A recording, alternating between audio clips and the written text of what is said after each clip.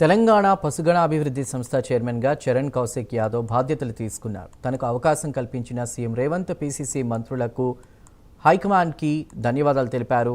ఇక చరణ్ కౌశిక్ యాదవ్ ఈ సందర్భంగా సనాతన ధర్మం కోసం సీఎం రేవంత్ రెడ్డి పనిచేస్తున్నారన్నారు. అనేక ఆలయాలు, గోపురాల అభివృద్ధి కోసం నిధులు కేటాయిస్తున్నారని అన్నారు.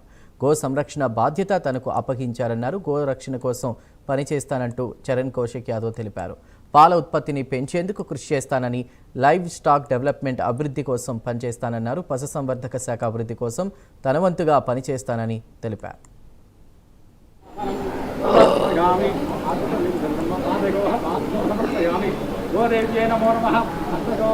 సనాతన ధర్మంలో భాగమైనటువంటి గోవుల రక్షణ బాధ్యతను ఈరోజు తెలంగాణ రాష్ట్రంలో కాంగ్రెస్ పార్టీ కావచ్చు, కాంగ్రెస్ ప్రభుత్వం నాకు అప్పగించినటువంటి బాధ్యతను సమర్థవంతంగా నిర్వహించి తెలంగాణ రాష్ట్రంలో గో సంపదను పెంచే ప్రయత్నం కావచ్చు, తెలంగాణ రాష్ట్రంలో పాల ఉత్పత్తులు పెంచే ప్రయత్నం కావచ్చు.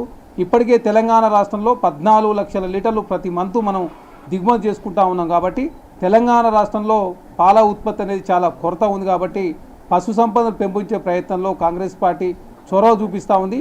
అదే కాకుండా భవిష్యత్తులో మంచి అద్భుతమైనటువంటి అదేవిధంగా పాడి పరిశ్రమ కోసం అదేవిధంగా పథకాన్ని తీసుకొచ్చే ప్రయత్నం కూడా కాంగ్రెస్ ప్రభుత్వం చేస్తూ ఉంది. కాబట్టి ఖచ్చితంగా తెలంగాణ రాష్ట్రంలో పాడి పరిశ్రమను, పాల ఉత్పత్తిని పెంచే ప్రయత్నంలో కాంగ్రెస్ ప్రభుత్వం ముందుకు పోతూ ఉంది. దానిలో భాగంగా నన్ను భాగస్వాములు చేసి నాకు ఇంత గురుతరమైనటువంటి బాధ్యతను అప్పచెప్పిన కాంగ్రెస్ పార్టీ కావచ్చు, ప్రభుత్వానికి ప్రత్యేక ధన్యవాదాలు తెలియజేసుకుంటూ